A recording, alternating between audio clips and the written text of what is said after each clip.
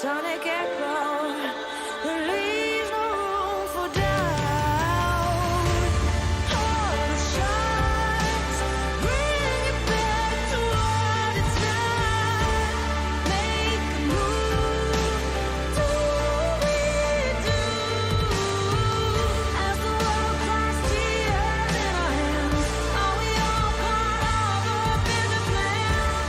All the shots bring it back to what it's not.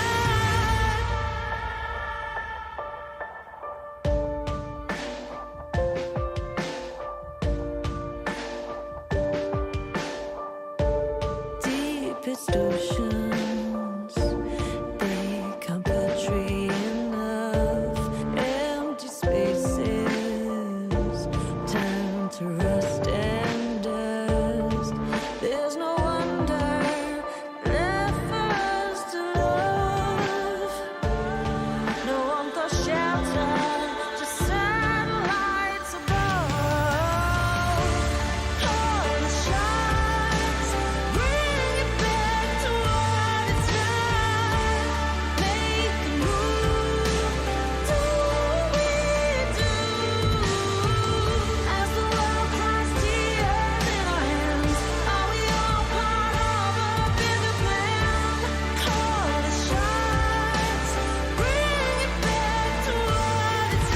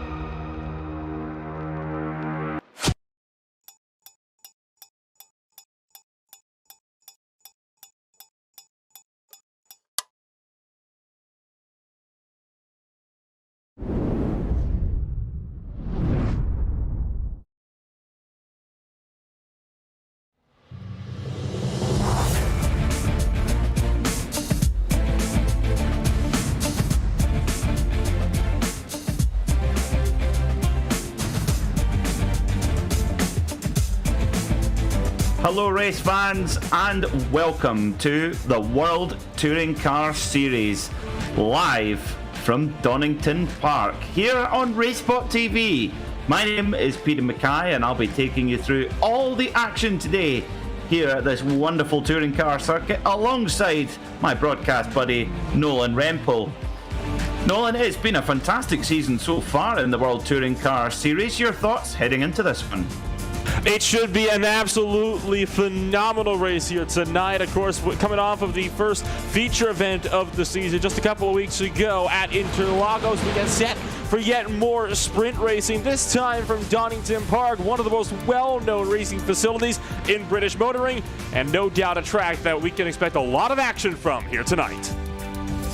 That is for sure. Well, this is how it all started then. On the 20th of January, we got going at Silverstone, followed by a bruising encounter at the Circuit de Barcelona, Catalonia, then on to Brands Hatch and Interlagos 1 week ago, where, as Nolan mentioned, a very intriguing feature race indeed. Today we're at Donington Park in beautiful Middle England before we flip over the channel to head across to Austria and the Red Bull Ring for round 6 of the championship. Then, after another week's break, we head to Barber Motorsports Park in Birmingham, Alabama. Then on to Sebring in Florida, the Hungaroring, Mid-Ohio, Silverstone, and finishing in what will surely be a tactical battle on the high banks of the Daytona road course. But with all that in mind, well, one of the stars of Tin Top Racing in the iRacing platform, Ross McFarlane, leads the championship by 27 points from Corentin Guinez, with Wojciech Savidovic over 100 points further back, looking at a two-horse race already. And Harrison sits in fourth after hauling himself up the order after a tricky start to the season. Then it's Fraser Smith in fifth, followed by Ash Sutton, Jack Sedgwick, Kyle Jansen, Oscar Mangan and Ollie Peacock. But it's not all about the pro class standings. No, we have the amateur championship as well. That is led at the moment by Neil Butler by a pretty decent margin. Michael Polacek there in second on 424, with Jake Blackwell in third, Ben Gregory in fourth, and Tom Dadswell rounding out the top five in the AM standings, but plenty to play for there. Now, Donington Park is a circuit absolutely dripping in motor racing history here in the United Kingdom, and particularly in the British Touring Car Championship. Now, our colleague Paul Smith, who will be taking part in this race tonight, he's a bit of a fan of British Touring Car action. He's put together a handy track guide video to show you the right way around. Check it out.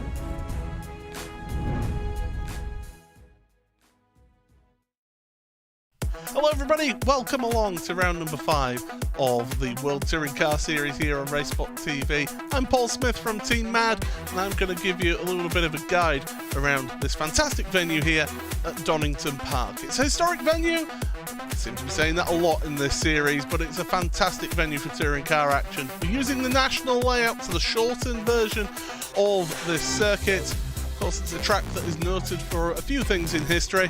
1992, Keith O'Donnell went and vaulted over the Armco barrier down into the old hairpin. 1993, Nigel Mansell found the barrier on the exit of the old hairpin and had to be taken up to hospital.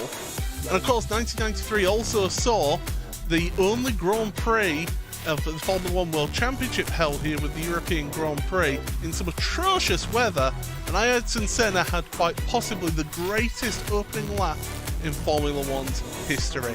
But what's it like to come around and drive around this track? Let's find out, shall we? So here we are then at Donington Park, a fantastic circuit and one that is loved by touring car fans everywhere. We're coming into the final chicane of the lap to set yourself up for the lap then. So onto the power.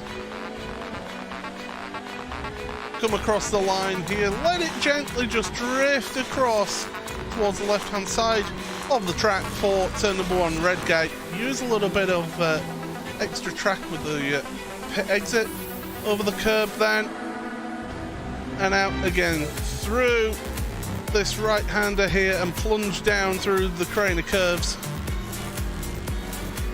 Use all the curb onto the brakes nice and early, get yourself turned in for the old hairpin, onto the power straight away and then back uphill. There's the airport just over the horizon there, but we're not looking at that, we're looking at the entry to McLean's. through the right-hander and into Coppice. A blind apex here. You've got to know where your apex is around there. Get on the power, carry the speed through that corner, because that sets you off down here, carrying the speed down the Starkey Straight, heading towards the final chicane again. Use that little rise in the track as your brake marker over the curbs. Careful it doesn't push you too far wide over the grass. And that is a very, very quick lap, well, short lap at least, of Donington Park National. It's going to be difficult to overtake around here. That's not an underestimation of this track. It is tricky to overtake here, but with so many cars all trying to share the same piece of track, could be a little bit of thrills and plenty of spills out there at this venue.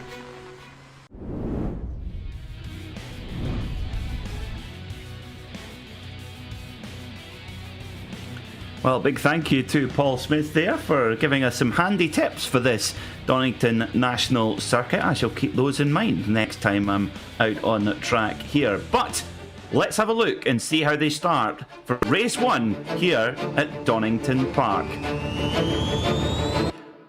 On pole position, it's a core sim racing front row lockout again. Corentin Guinness are followed by Carl Janssen. Kieran Harrison and Bobby Thompson start on row 2, with Ross McFarlane and Ollie Peacock on the third row. Row 4 will be Ash Sutton and David Baker, with Tom Dadswell and Josh Thompson rounding out the top 10.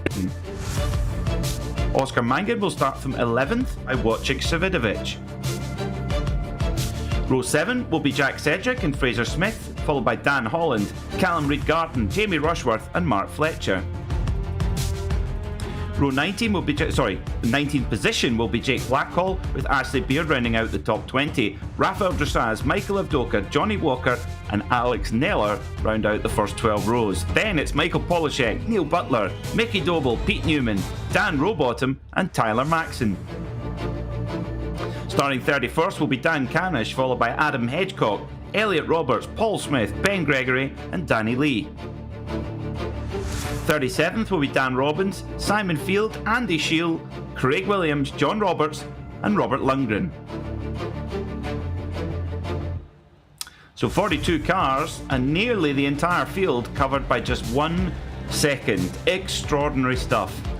But at the front, well, it's another core sim racing domination in qualifying. Great start as well to the day for Bobby Thompson, the ever improving. So we know his credentials in the outdoor world of racing, but getting faster all the time here in the sim. Watch out for the number 1 car of Ash Sutton coming through. We know how hard he can race. Yeah, they're all gridding up, all making their way through. In fact, here at Donington Park National, it's quite a short run back to the final corner, so we might see some of the runners going through the final chicane. The revs begin to build then, and it's time to go racing here in the World Touring Car Series. Corentin Guinness leads us away, and we're racing. Green, green, green. 20 minutes of racing underway as they head down towards turn 1 for the first time. Guinness has to close his team out to make it into turn 1 safely. Manages to do so, and it's a core sim racing 1, 2, 3 for their trio of Hyundais. Now down the Craner curves, named after Fred Craner. Very, very difficult section here as well, particularly on cold tyres, to try and keep everything nice and neat and tidy through the old hairpin. Why they call it hairpin, I'll never know, but they head down anyway. Through they come, all looking pretty neat and tidy so far, Nolan. And so far, only a couple of drivers having minor bangs with doors, but other than that, everybody seems to have gotten away relatively unscathed from that start as the field ducks their way up over the top of McLean's and down towards Coppice now as the field gets set to go 3 wide through Coppice, a little bit further just outside of the top 10. Your core 1, 2, and 3 though, rocketing away for the main pack into that final chicane, and it will be Corentin Guinness to lead the opening lap of this race with Carl Janssen hot on his heels. Yeah, and teammate Kieran Harrison in there too in 3rd place. Solid start from Ross McFarlane, he's there in 4th. Also from Ash Sutton, he's up to 5th position now in the Napa Auto Parts Hyundai. Napa Auto Parts Hyundai. You know, get myself tangled with that one, but incredibly good behaviour so far from our touring car drivers as they all fly down Crater curves for the second time. It would be a little bit easier the second time. You've got a bit of temperature in the tyres. Fraser Smith, good start up to the season for him. He's in the top 5 of the championship. I'm sure he'll be pretty chuffed with that, but has a lot of experience in this Audi RS3 LMS TCR. In fact, won the Winter VLN 24-hour race in that car not so long ago. Oh, but one of the boosted Hondas getting a little bit squirrely there. And Andy Shield going a bit steady. I'm going a bit steady indeed, Nolan. That's big damage to the rear of that car. Whoa. Looks like there's, oh, he's going to spin it again. And look at the left rear tire. It's actually been ripped apart from the suspension. No wonder he's having trouble controlling the car. There's been a major incident there with Andy Shield as we look back up towards the main grouping now, throttling down towards turn number 1 for the 3rd time on the day. You're looking at Ash Sutton at the moment trying to keep Ross McFarlane at bay. Bobby Thompson just tucked in behind as well in his MDS machine. And just behind them, Baker, Thompson also looking to pump draft their way down the hill through turns 2, 3, and 4, trying to close on up to this top 5 grouping just up in front. Now, you see what happened actually to Andrew Shield. 2 cars off the track. They go 3 wide, and I think they just came together, and yes, they did. And Shield went around as well as the 13 car also having a spin. That was Adam Hedgecock that also got collected. Here's another look at that one, and big damage there. About 3-4 cars total getting collected. Make that 5, 6 now as a Constantina effect just completely trashes a few touring cars near the back of the field. Yeah, and Dan Camish involved in that one, the 2021 Porsche Carrera Cup GB champion. Yeah, just getting into a tangle there in the mid-pack as there's Dan Rowbottom in the Halfords Cataclane Racing Hyundai. And he's back in 32nd now as well, so difficult start to the day for Dan Rowbottom for the British Touring Car Racer. He's having a fight there with the 74 of Tyler Maxon, another one of our real world racers who competes in the Michelin Pilot Challenge in that very car, in the Hyundai Elantra NTCR. Now, let's see, I'll have a look on the replay, just on the left-hand window there. One of the Craig setup shop cars getting big, and that's Sedgwick. Sedgwick hard into the wall. Really his own mistake there. And these cars are front-wheel drive, and you can see the left front torn apart. He is not going to be moving that car anytime soon. That will no doubt end his first race on the night. Good news is he's got 2 more that he can still work with in order to get himself a solid run in tonight's race. Still looking at these cars a little bit further down the order. It seems like, unlike all the carnage coming to the opening laps that we're so used to seeing, he seems to be coming a little bit further down the way as Craig Williams looking for the inside. And Daniel Rowbottom squeezing the 32 car off the circuit. And Daniel Lee trying to open up the door and find a way through as well in his Turn Motorsports 188. Yeah, Daniel Lee there in the Bumblebee coloured machine, the yellow and black, just 2 cars back there from Craig Williams, who's holding off well, a determined Dan Rowbottom, who's wanting to try and pick up for a bit of lost ground. But Ash Sutton takes the fastest lap of the race. He's set off in hot pursuit of the leading Corsim Racing trio as Wojciech Savidovic off the road. That's big news for one of our championship contenders. And the problem is then once you get back going again, trying to rejoin without causing an incident again is so tricky here with the field as bunched up as it is.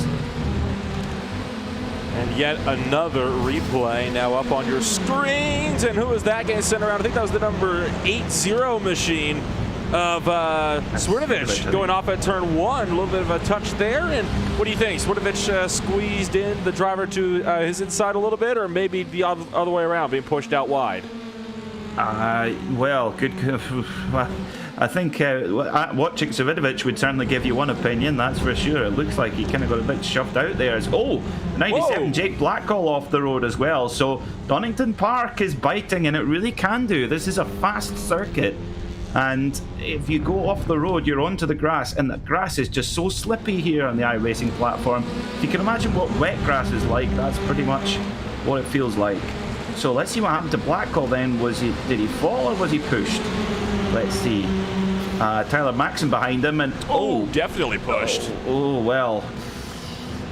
Difficult one there as well, because Blackhall just sort of moved. I don't think he saw Tyler there, and they tangled and round they went. But oh dear, it just shows you when it's this tight, it's very easy to get caught up in incidents like that as well. But back at the front, no such problem for the Corsim Racing triumvirate.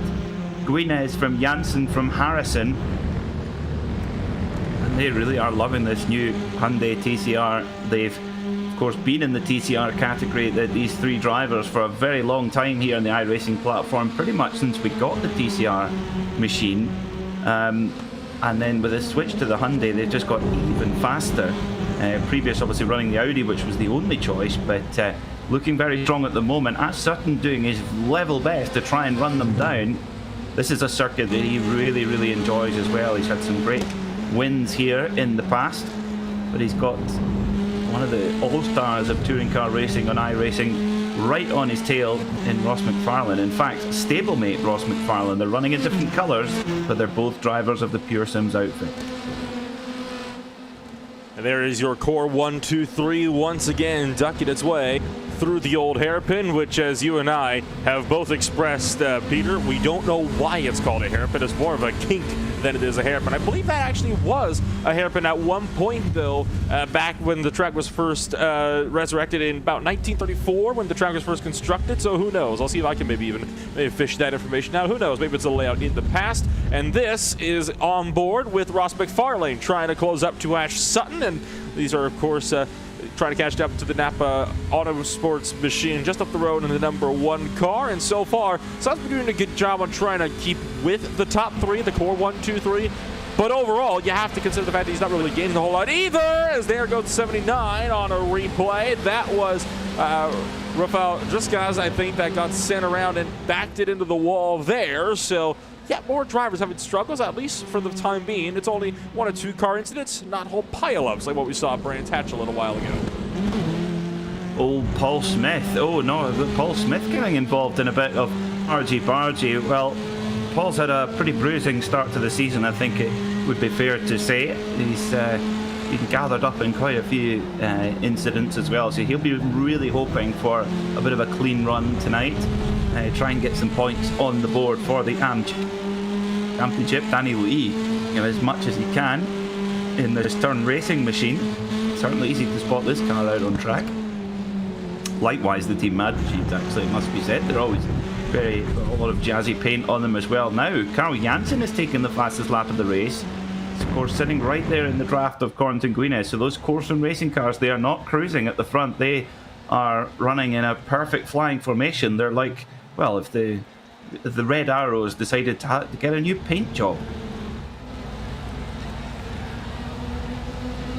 The paint job, indeed, and that's something you sometimes see drivers fiddling around with throughout the seasons, right? I mean, they are long seasons, 12 races over the course of several months, but well, I'd always say 12 races. 12 meetings, I think, is a bit more accurate. It's more like about, what, 24, 27 races when you take into consideration that a lot of the sprint events have 3 races in on themselves. There's a lunge outside line from Callum Garton to take the outside away from Jamie Rushworth through turn 1. You saw just in the background, and now talking about, they make contact. A little bit of a hip check there to the Sim Sports machine down into the old hairpin, and Will Garton hold the outside, backs out, gives Jamie Rushworth the inside line, but now we're giving a little bit of a bumper to the #3, maybe to express some displeasure. Here comes Mark Fletcher now, looking to take advantage of this and look up the inside, and that is Azatec Sim Sports machine teammates there actually making a little bit of a switch amongst themselves.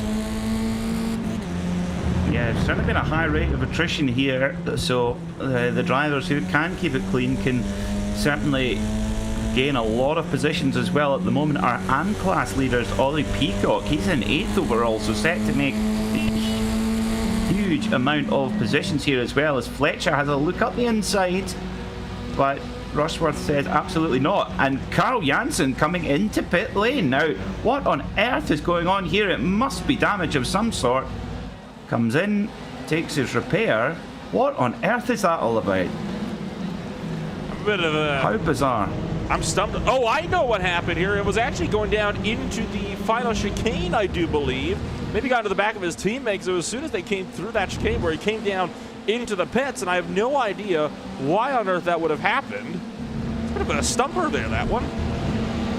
That is a very strange one, I have to say. Now, we're getting some excellent knowledge coming in on our RaceSpotTV chat. The old hairpin was actually a hairpin back in 1931, so there you go. That's why it's called the old hairpin. There you go. I wasn't far off, only about 3 years. No, yes, there you go. But it's, historic venue here at Donington Park. Was home to some pre-war Grand Prix racing as well, with big auto unions and Mercedes and the like. Now, so what that means is, with Carl Janssen dropping out of second place for whatever reason, that means Ash Sutton is now up into third, with Ross McFarlane moving up to fourth right behind him. And Bobby Thompson, what a journey this has been for Bobby. Fantastic driver in the outdoor world, but relatively new to iRacing, probably the last 18 months or so, and is really, and particularly even across the course of this season, Nolan, Bobby's just climbed further and further up the grid and now right up the sharp end. Slowly starting to rise, and that's what you got to do when you're in a race like this, right? You can't afford to, kind of hang around near the back. Did start in fourth place, dropped one, but hey, that's all right. You've still got a long way to go. You've still got over 5 minutes left in this race. With lap time is just about a minute 10, minute 11 or so long. That is still more than enough time to fight your way a little bit further up into the top 5 and maybe secure a podium position now that the core 1, 2, 3 has kind of fallen apart. I believe you're looking on board with one Ash Sutton that's coming on into the final chicane now, and now backing out onto the front straightaway. You've got 3rd, 4th, 5th, and 6th all in a line, and it is going to be a rather big of a challenge for Bobby Thompson to work his way past all of them. No doubt David Baker is going to be waiting in a little bit behind, see if he can potentially score some extra points as well in his number 6 car. So 6.5 minutes to go then in this opening 20-minute sprint race. We've got 3 races for you this evening here on RaceSpotTV. As Carl Janssen Oscar got caught out there. Oscar Mangan now in the 99 car. He's all the way back in 17, so not where he would want to be at all. And he's actually chasing down Wojciech Savidovic, who's in exactly the same position. He will not be happy being back there outside of the top 15. Mark Fletcher, he's there getting his knuckles out in 13th position, with Jamie Rushworth right in front of him there. So when we go in between each race, we will have a reverse grid draw, or a jumble draw if you like, for the grid for the next race. So in between each race we will spin the wheel, it will give us a number, and that will determine how many places on the grid are reversed. If you're having a terrible day and you're running at the back, you'll be hoping for a big number on the spinny wheel. So will it be the spinny wheel of joy or the spinny wheel of doom, depending where you are. Of course, if you finish up the front of the field, you want that number to be as small as possible for when the reverse grid happens. But we'll have all that for you in a little over 5 minutes time as we head into the closing quarter of this race. Callum Reid Garton running just outside the top 15, trying to hunt down the 111, just inside the top 15. He's in 14th. Fletcher just ahead in the Audi there, the white, red and black machine, almost like a Team Advan colour, that car. Yeah, most certainly is, and still got a lot of drivers within this group that are also looking to chomp at the bit, looking to go at it, and among them are 2 Aztec Sim Sports machines, the 22 and the 111. That's Mark Fletcher and Callum Reid Garton. You were riding on board with Garton for a little while there throughout the top half of the lap. They're trying to close up to Jamie Rushworth just up the road, and Rushworth is having a bit of a rough time trying to keep all these guys at bay. I think the pressure might be starting to get to him. He's been losing a little bit of time over the last little while, specifically to 11th and 10th place in front, with Michael Evdoka and Tom Dadswell all starting to pull away. And now Fletcher got a really good run out of the final chicane that time by. Will he have a look into turn 1 this time? Has a little bit of a peak, but opts not to really go over the move. Instead gives a little bit of a nudge to the back bumper. No harm, no foul in that one. Rubbin's racing, especially in touring car racing, but you have to always keep in mind that these are front wheel and drive cars. You don't want to be beating up your own front end a little bit too much. Once that front suspension gets damaged, it's really all over in races like these. Yeah, it's not like a long endurance race where you've got time to recover and gain places back. Once when it goes wrong, that's it. as they head up towards McLean's, through Schwantz and then to McLean's. And big wiggle there from Rushworth, and he just hangs on to the position somehow. Fletcher almost had the door open, but just lost his grip at the last moment. They head down the straight towards the final chicane, an opportunity where you can have a bit of a lunge. It's certainly low percentage, but we've seen it happen before many times. Going past the warehouse there, was got one of the best Grand Prix car collections you're ever likely to see here at Donington Park. Of course, home of the European Grand Prix in Formula 1 back in 1993. Won in the pouring rain by a certain Ayrton Senna.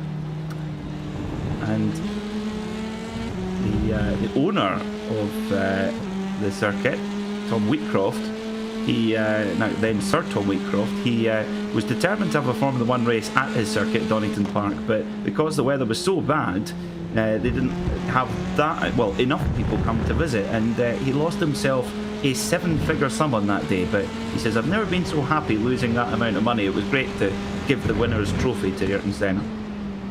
To be fair, you think about, can Donington Park hold a Formula 1 race nowadays? We're having a bit of a laugh as the cars get shoved out wide. That was Alex Neller that just doored Pete Newman coming around over the top of McLean's. And now, I wonder if that gave Neller some damage because Neller swung really wide through Coppe. So down the Starkey Straight, he'll lose another position to Mickey Doble in the number 25 BT Motorsports machine. Looks like Alex Neller will stop the bleeding there. The Repsol Honda will be able to kind of resort itself a little bit further up. And now, you can look up to one of the boosted Hondas firing its way down the front straightaway, down into turn number 1. Alex Neller trying to keep close to Mickey Doble as we get set to start the final lap of the race next time by. Yeah, very short lap around here, just a minute and 10 seconds for a really quick one, so it's fast and furious here. And finally, Fletcher makes the move and makes it move. That move very forcefully through the old hairpin, but Garton, he's going to have a go then as they come up through Schwantz curve and then towards McLean's, and Savinovic has a look up the inside. This is going to get very close, and Savinovic feels a tap from the rear from Rushworth, who's really been the loser in that particular exchange, but he'll have one more lap to have a go. Another shove to the back of Wojciech Savinovic with that paintwork on that machine getting highly scuffed up. Final lap has begun, and that little bit of a punching match between Savinovic and Rushworth just allowed for Garton as well as Fletcher to start to pull away by a good distance down the front straightaway. You can see just in the background, Barnett, the flag man, waving that white flag furiously, but he's not done yet. I'd save your strength there, Barney. You got 2 more races coming on up here where you're going to have to be waving flags for this field. There's a bit more of a touch. That was one of the core sim racing drivers. That's Oscar Mangan trying to regain lost time, I imagine. Ashley Beard is the driver who's going to be trying to do battle with, and now you can see the 99 car lunging up the inside of the old hairpin. He gets hit though, but it's not enough. Ashley Beard going to fall by the 17th and maybe even 18th as Jonathan Walker now looks for the outside line coming back up and over the hill. Oh, Johnny Walker scotches his way through. Really impressive stuff. As he gets a little rub on the back there from one of the pure Sims cars, but the checker flag is in the air waiting for our leader. Corrington Guinness, followed by his teammate Kieran Harrison. It's a core sim racing demolition at Donington. What a drive from that pair. We're so used to seeing that in race 1 when it's all on pure pace. Ash Sutton comes home to complete the podium in 3rd as Mickey Doble makes a last minute move into the final chicane and just about gets it done, and Neller's going to have a go with the Honda. They touch. Oh dear. Well, I didn't think you had that range in your voice, Nolan. I got a little bit more than that too. Dylan Doyle can vouch for me on that one. Neil Butler, though, you saw take a 3-1. He almost picked up 2 spots because of that. Imagine that. Like, you're battling out, beating and banging with one driver, and you cause both of you to lose out 2. That'd be a bit of an embarrassing way to end off your first race of the day. Yes, it absolutely would not be the best way to kick off the day. Well, a bruising encounter, a difficult race for many here at Donington Park. 2 to go, plenty time to, shall we say, recover any lost ground in the opening stages. But what is the spinny wheel going to give us? Is it going to give us a big reverse grid, or just a normal size, a small one? Is it going? Ooh, now could be a low number here. 18. It's one of the lowest it can be, and indeed it is. It's going to be 18. The reverse grid as well. So for Corrington Guinness, for Kieran Harrison, Ash Sutton, our podium, they will be very happy with that. Ross McFarlane came home in 4th, right behind Ash Sutton. Bobby Thompson in the top 5. Great drive from him. David Baker in his customary 6th position. And this is the thing, leading a Hyundai 1, 2, 3, 4, 5, 6.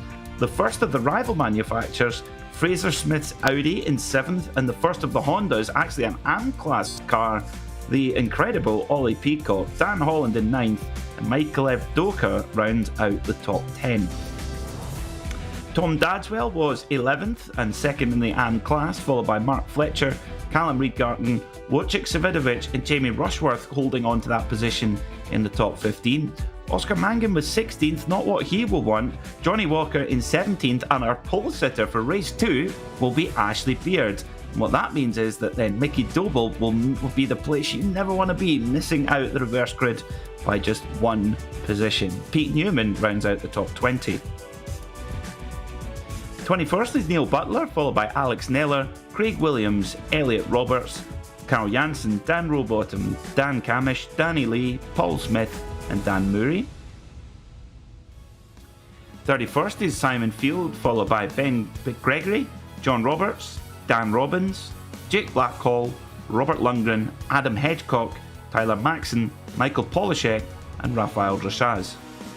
And last few, Josh Thompson, Jack Sedgwick, Andy Sheila, and Mikel Garcia. Some quite big names at the bottom of the order there, Nolan. And among them, you saw a little bit further down to the thing we expected was Carl Jansen, who started in 2nd place, finished 25th. And, well, finally have news about that one as we take another look at the overall race start. And there you can actually see Carl Jansen, his number 92 car, running 2nd place. Turns out it wasn't a damage issue like we initially thought. Forgot to change the fuel over from qualifying to the race. Oh, I've done that before. It's so frustrating. It is so frustrating. Carl Jansen will be kicking himself about that. I don't think he found himself in the top 18 either, so he's not caught a reverse grid. So he's got a lot of fighting back to do, his Carl Jansen, and if that's not what he needs when he's in a championship battle. And Corrington Guinness, well, he needs to get some points back on Ross McFarlane, and it's just kicked off exactly the way he needs to with that win first time out. And here's another look at what happened to the 007 machine, and goodness gracious, that was by far one of the biggest incidents we saw in terms of car numbers getting collected. That was the only one where there was really more than 4 or 5 cars actually involved. I think it was about a total of 8 at the end of the day that I counted. I got collected in that incident. Here's a look on board one of the drivers arriving on scene, and I think that's the best he can really do in that situation, right? Just hit the brakes, because touring cars, front-wheel drive cars in general, very, very unpredictable about what they could potentially do, and they're sliding around like that. So that was the best possible scenario. Got through it, made him a few free spots as a result of it too. Yeah, I mean, you've got to be pragmatic, I think, when you're in the touring car racing world as well. It's almost like a combination of chess and bare knuckle boxing. Very tactical, but also pretty brutal. That's an analogy I did not ever think I would ever hear in my life comparing touring car racing to open-knuckle boxing, but I can't exactly say you're wrong, as there's a good example of it right there. And here's another one with one of the crazy center shops get right into the back of a BT Motorsports machine. And I say, honestly, that was, I think, one of the harder hits we saw all day long, was that hit into the wall for, I believe that was Sedgwick that had gone off and into the wall there for the number 10 car. And you get incidents like these that are very uncommon, as, oh, that's one I didn't see earlier. How about that for a power slide for the number 80 machine going way off it into turn 1? That was quite something there. You lose a few spots, get a bit of a drift going, but hey, better than backing it into a wall. And it gets you on the highlight reel. Now, this one is not what you want on the highlight reel. Jake Blackhall getting a bit of a angle there with our very own Tyler Maxson. It just shows you when you're in these kind of head-to-head battles, it's very, very easy to just get a little bit. Now this is actually give us a good look there. There's Tyler Maxson in front in the 74 car, and I'm presuming then that this is okay. So we're looking at a different incident where Paul Smith was involved over on the left hand side. We've just gone flying by as you ride on board with one of the Hondas. They've all got different dashboards, so they're all quite easy to spot from the cockpit actually, with the Honda with the sort of red stripe, and then I like how the Hyundai is even the dashboard is in the corporate colours. That's a nice little feature there. Makes it easy to spot what manufacturer you're riding on board with whenever you're racing in one of these machines. And there goes 79 car with his big hit into the outside wall. That was exiting turn 1 in the run down towards turn 2. This is one of the team macros. I believe this is also Paul Smith, correct me if I'm wrong on that one, coming around to his number 33 machine up around the top of the hill, and overall looks to be a pretty clean battle, all things considered. You do get those, in this series. You get a good number of them as well. They don't typically make highlight reels, but hey, they do provide some good entertainment in of their own right. I'm with one of the Napa Autosports machines, and into the final chicane, and I believe this was more towards the second half of the race, and you see the long train of cars that he was struggling so much to keep behind him throughout the duration of that race. Yeah, this is Ash running on board with Ash Sutton, the triple British Touring Car champion. He will come back to the British Touring Car Championship this year to defend his crown, to try and go for 4, to join up with one of his main rivals, Colin Turkington. But the big thing is, Nolan, this type of competition will be really helpful, I would think, for Ash to be absolutely game sharp when the season begins in a month or two's time. But he's won all of his 3 British Touring Car Championship in rear-wheel drive cars. So this year, I think he's coming out to prove that he can do it when it's the wheels are driven from the front or the rear. Oh, and now you can see one of the core drivers. This was on the turn machine, and this was coming on down into the dying moments of this race. Pushed out a bit wide, and right there, the turn car getting a bit muscled out wide by one of those core drivers, but it was kept clean overall. But that did allow for the driver in behind to close on in, which is really one of the hazards of trying to overtake really anywhere at Donington Park, right? There's not a whole lot of really slow corners that you can realistically go for overtakes. It is there. I mean, you have to really just kind of take what you can get. You have to throw your way in, and you have to complete the pass in that corner. It's not one of those tracks where you can afford to go side by side, because every time you do, you lose about half a second to not just the cars in front, but the ones behind as well, which could be devastating if you're in the mid-pack. Certainly could, that is for sure. Well, don't go anywhere here on RaceSpotTV. We've got action from race 2 coming up in the very near future. Drivers just waiting on the next session ready, and they can take their cars out on to the grid. Good to see Fraser Smith taking a little break from the cockpit to send us a message on RaceSpotTV. It says, fun race, them Hyundais are fast. Ellis, one of your fan clubs is in the house, Nolan. Ellis RTV says Napa, more like Nolan know-how. Oh, well, I do appreciate that. I don't know everything, though. I don't know, for example, how many cars are going to be taken out in the first lap of the second race. But historically, if we were going to go on the trend, 10 is a bit of a safe bet, I would assume. I mean, we usually see some rather chaotic starts in the second races. But that being said, I believe this is one of the smallest reverse car grids we've had all season long as well. But a big shout out to some of the LSR guys for joining in and watching along with the World Touring Car Series here today in Donington Park. It was an excellent first race, but the first race always is. The second and third races, that's where the gloves really start to come off. It is. That's true. I mean, we've seen Corsim Racing really dominate qualifying and dominate race 1. However, in race 2 and 3, it hasn't really gone their way. Ross McFarlane, for Pure Sims, he leads the championship despite not being in that kind of leading Corsim Racing train at the start of every opening race of the day. So it's going to be fascinating to see how things go through the rest of the night. 18 is our reverse grid for race 2, but it could be something completely different for race 3. Now, Nolan, you're noticing that the drivers are going to be coming out for race 2 with a completely different outlook out there on track in terms of conditions. Well, I'll save the finer details for just a little bit, but I'll start by saying this, as I've already hopped in a little bit ahead of the gun here. The first race, relatively clear skies, few clouds. How about storm conditions, borderline? I mean, look at this. I mean, you can't even call. I honestly thought this was going to be turned into a sunset to night race. This is noon. Look at how dark it is, and it is noon out there right now in Leicestershire, England. Now, Peter, I'm assuming that you've kind of been around the UK area a bit here. I've never been there personally. Is this normal? Because this is what it looks like in Ontario, about where it changes about every hour.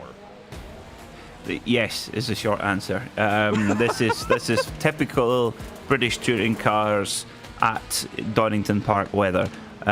So yes, absolutely, this is entirely fitting for these type of conditions. And for our British touring car drivers who take part in this series, Ash Sutton, Dan Camish, Dan Rowbottom, Bobby Thompson, they will be very familiar with conditions like this at Donington Park. I can promise you that.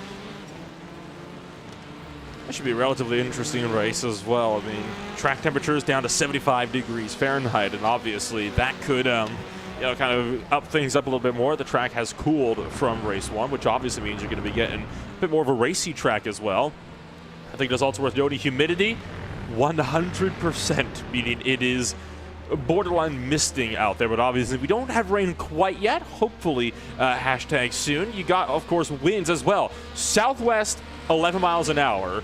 That's a pretty significant crosswind for lightweight touring cars we having to contend with. It's almost like a smog that we have at Donington Park. We're back in 1800s. We're back in the Industrial Revolution. All of a sudden, we've been teleported back in time. Who thought you could make a time machine out of a Hyundai TCR? There you go. Well, it's do you know, the one thing is, though, this is a circuit where there's a lot of stress put through the tyre because there's a lot of very fast corners. And I wonder these cool track temperatures, Nolan, could be quite welcome for the drivers. Changing track conditions is always something that I think people are open to, because it definitely kind of opens up a bit more of a wild card aspect. You combine that with the reverse grid. The good news is these guys have obviously a very good handle as to how this place runs. So who knows? This could be a very, very interesting race to see how this plays out over the next 20 minutes or so. With race 2 getting set to kick off in just about 2 minutes, just over that.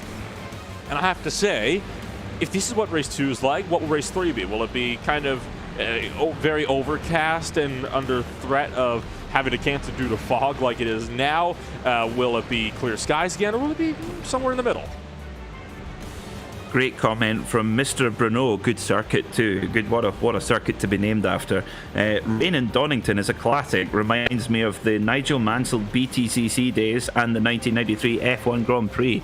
Absolutely. We mentioned the 1993 European Grand Prix at Donington Park, won in the pouring rain by Ayrton Senna, and then even in the motorbike world as well, Valentino Rossi winning here in the rain as well.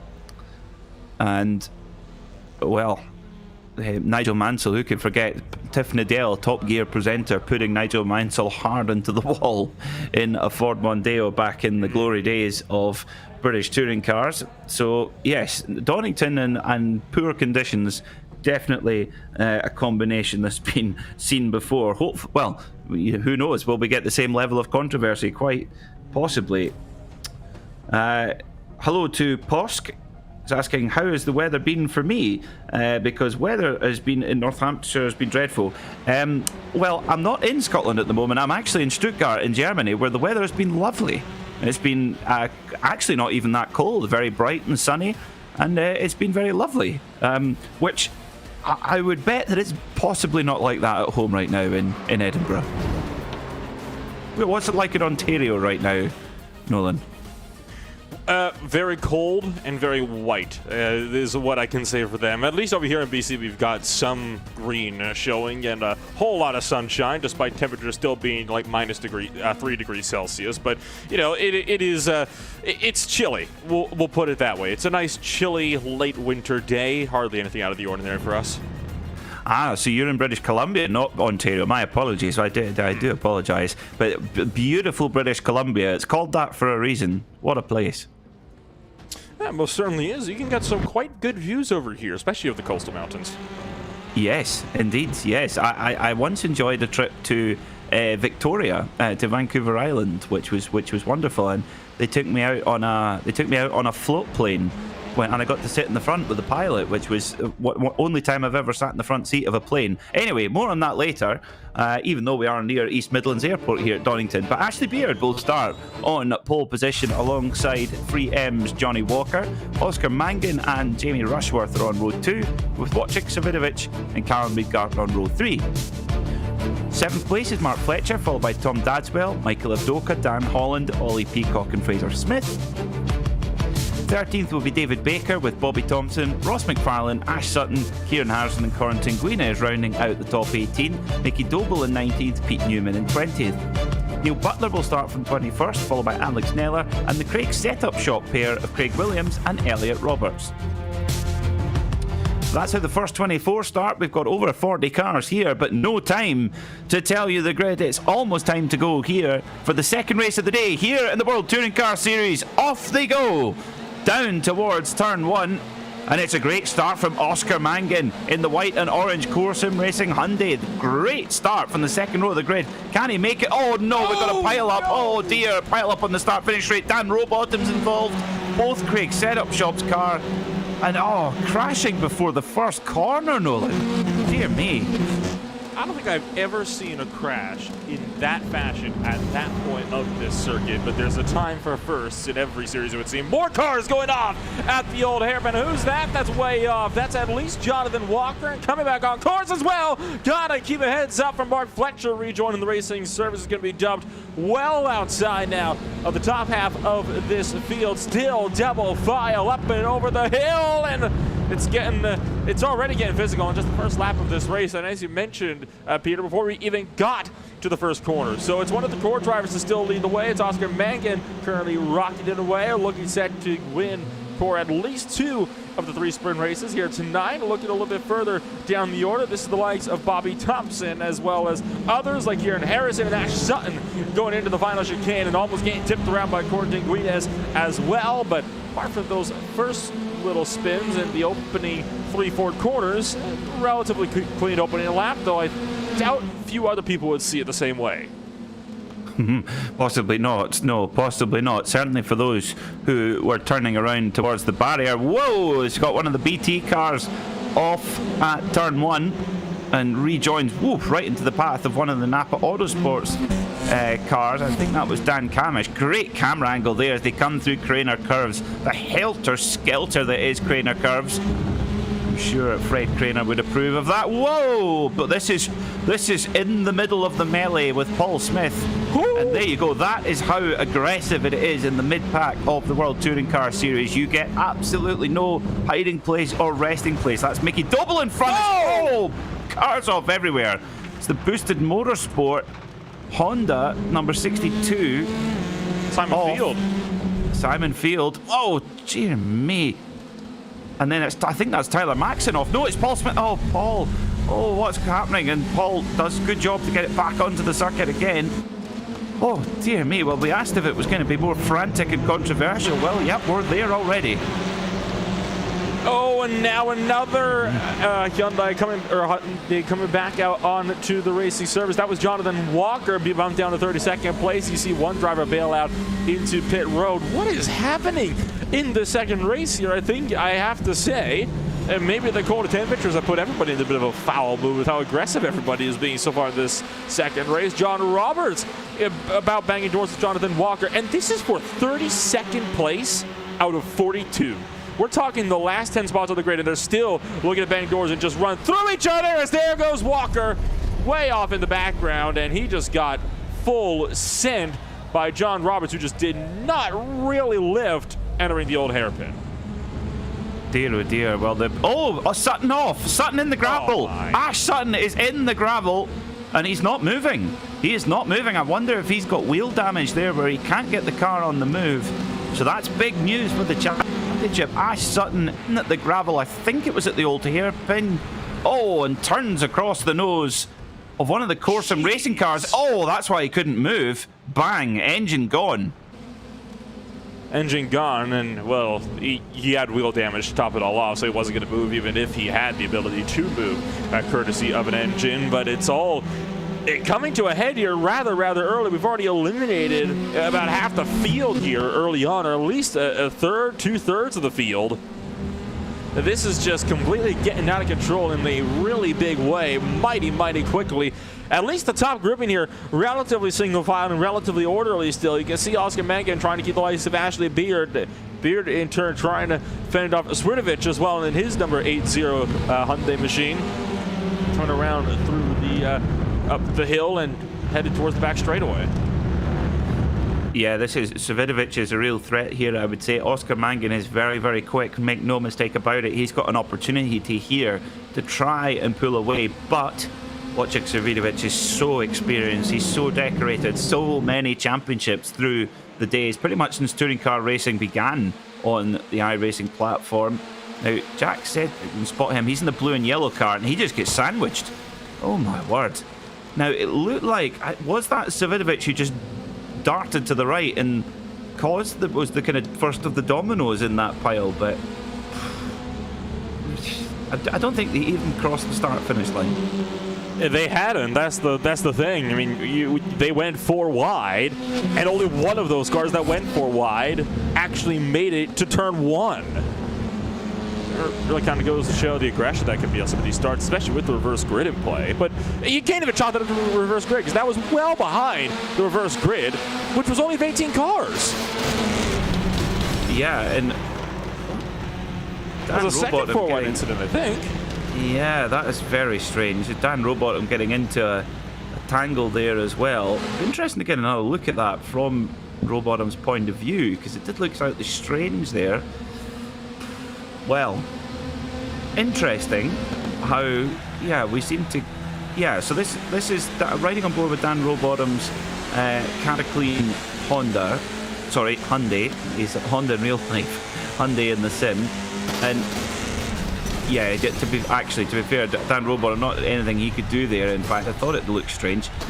Just trying to keep himself some time, get himself some free track space, and he just kind of got squeezed into them. A lot of chain reaction incidents there, would be fair to say, Nolan. And they're not done battling yet. Dan Holland trying to take the inside away from him. Daga up into the old hairpin. The BT Motorsports machine just knocks on the door of the Pearson's car, and that got a little bit hairy between 4th and 5th place. That battle just got itself sorted on now. You can see back end of the shot as well. A whole other cluster of cars looking to close up and regain lost ground. That includes some of the drivers that were up on the podium, and one driver that wanted to be on the podium. Carl Jensen back in this field, hopefully now with the right amount of fuel needed to make it to the end of the race. Gordon Guinez is up in front of him. And Carl Jensen just got past the likes of Callum Garton, and now Jensen going to go defensive, provide rear gunner support for his core teammates up the road. And Bob Thompson's brave enough to look up the inside of Garton into the final chicane, going to come across, and Garton cut Thompson a huge break by lifting out of the throttle there.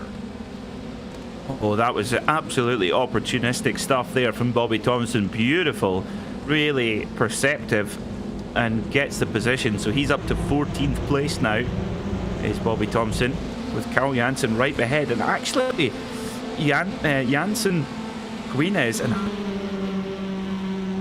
Harrison, they haven't made enormous progress. We've been going for about 8 minutes now.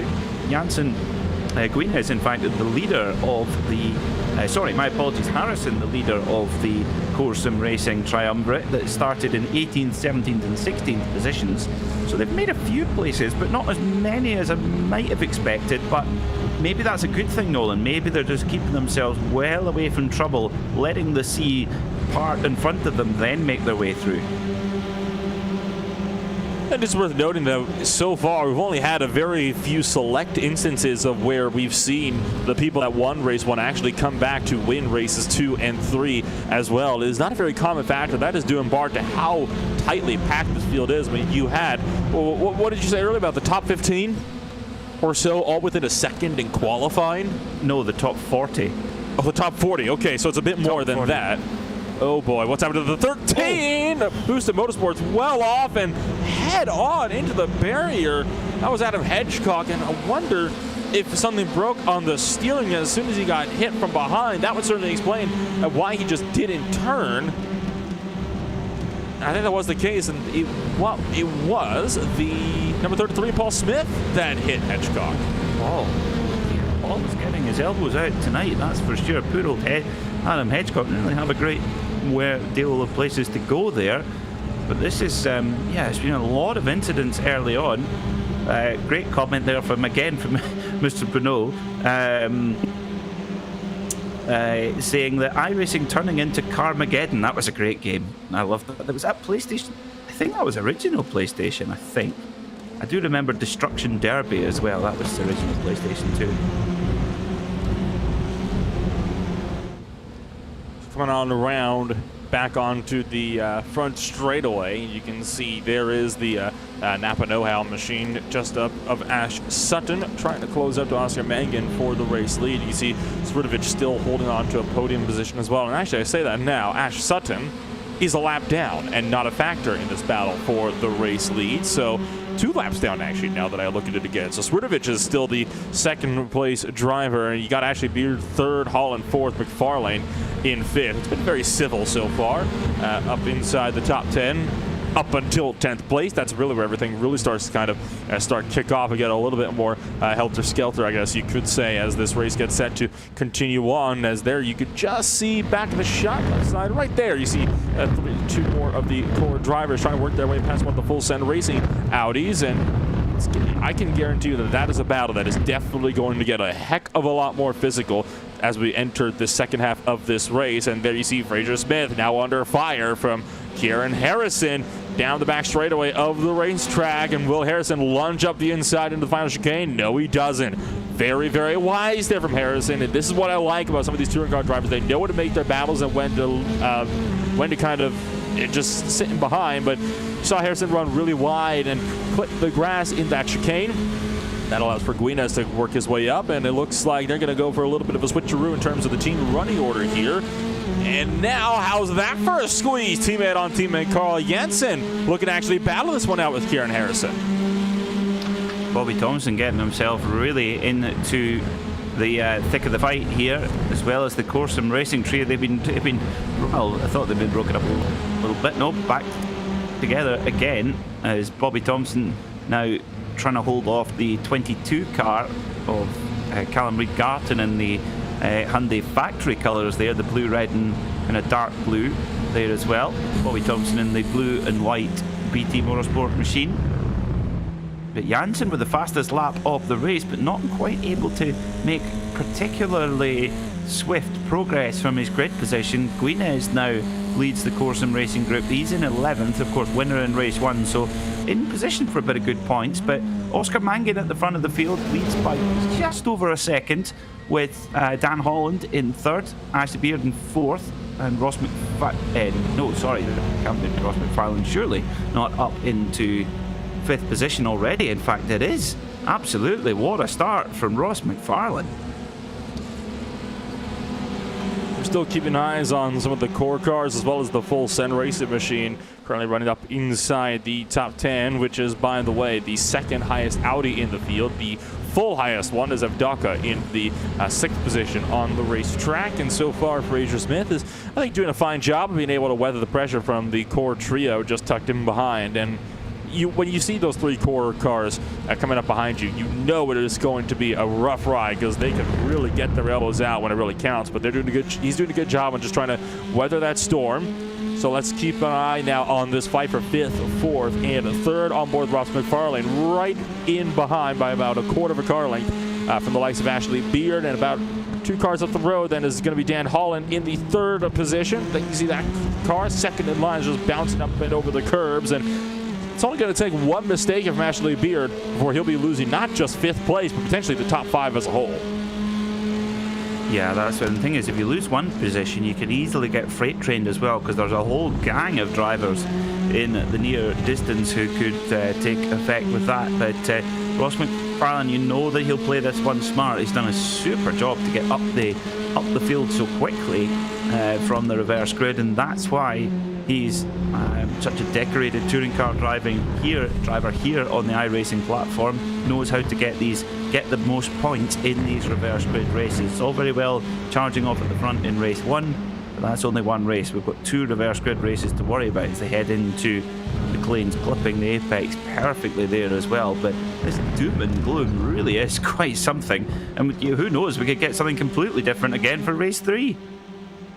It's almost guaranteed at this point. No 3 races, I guess it's worth noting, have been alike so far in the World Touring Car Series, as you got one eye on the battle for 4th place, and just behind them is the fight for 10th and 11th place. Guinness outside line of Fraser Smith into the final chicane. Fraser Smith cuts across, and that's going to force Guinness off the track. They hit, and Fraser Smith gets spun around. Oh, it's a huge wreck. All 3 core drivers are off.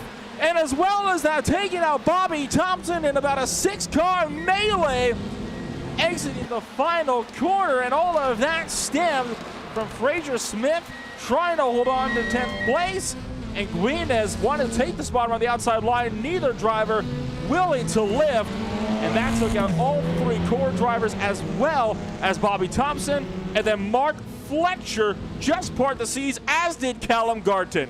And I want to get a look up over at least one of those 2 drivers, because my goodness, it's about as close as you can get to wrecking a touring car without getting involved in an incident. Well, let's see then as well. So it's side by side between Guinness, and yeah, Fraser Smith hits the curb, and then they get into a tangle.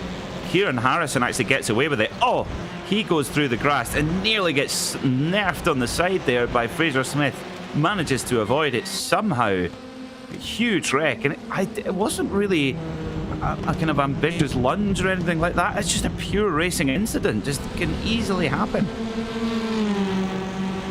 What a shame. There was a lot of very fast cars that got torn up from that, and of course that means they're likely not going to be able to take advantage of a reverse grid when we get around for race number 3, which is coming up in about 14 minutes or so. On board with Mark Fletcher, this was another view of what happened in that incident. And watch this. You see the wreck development in front of you. All of a sudden, where do you go? You just got to dice your way through, and that's about as close as you can get to being involved in an incident. And I can guarantee you, Mark Fletcher's heartbeat likely jumped a good 20 intervals right there.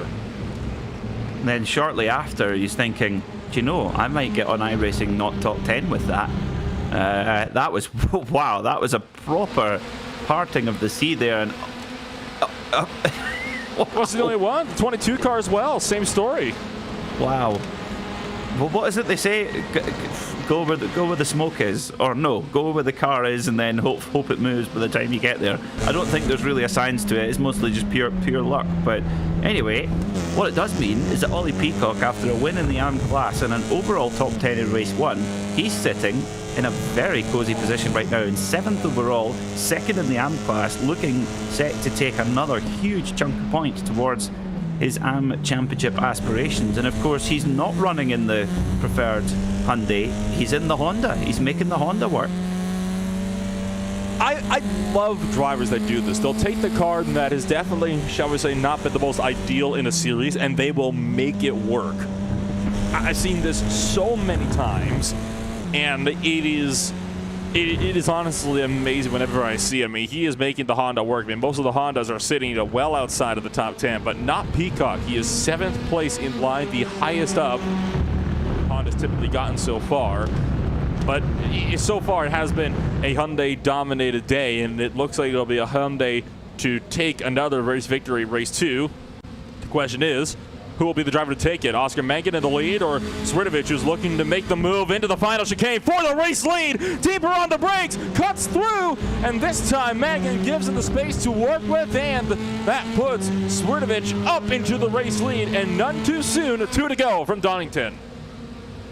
Interesting play there from Mangan. I think he maybe a little bit wary about being kind of taken out of the game and just gave loads of room there to Swirdovich. Will he be able to fight back? Well, we'll see. Dan Holland is getting a perfect look of this in the number 9 car, with Ross McFarlane now moved up into 4th place. And he finally got past Ashley Beard. So there they go then. That's your leading group. Swirdovich from Mangan from Holland. McFarlane just at the back of shot. There he is in the white-black and blue Hyundai with the little yellow mirror accents. But Svidovic has it for now, but he's got another lap to go after this to hang on to this advantage. Is Mangan going to fight back here, Nolan? Can he set up another move? Can he reclaim that lead that he's had all race long? Yeah, the potential is seriously there. 1 minute left to go in the race. This will be the last lap this time by for these drivers as they come across the start-finish line once again. And Mangan trying to hold on, but that clip of the gravel is not going to do him any favors, as they see white flag being waved for the 30-some drivers still left in this race. Mangan still definitely within striking distance of Svidovic. I think it's only a question now, if he's going to make that attack, where's it going to come? Well, let's see. We know how experienced Wojciech Svidovic is. He's not going to give this one up easy as they come into the really hang-on tight corner that is the old hairpin. Up they go to the Kevin Schwantz curve underneath the famous bridge. It's not there anymore, but come up to McLean's, and Mangan's right on the tail here in the Corsim racing car.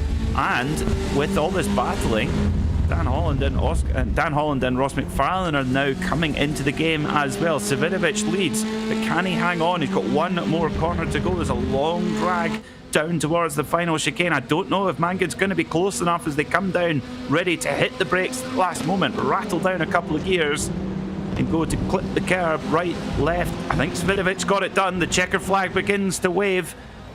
Cool under pressure, it's Wojciech Svidovic who's going to win here at Donington Park for race 2, with Oscar Mangan right behind, Dan Holland in third, Ross McFarlane in fourth, as quick as you can see it.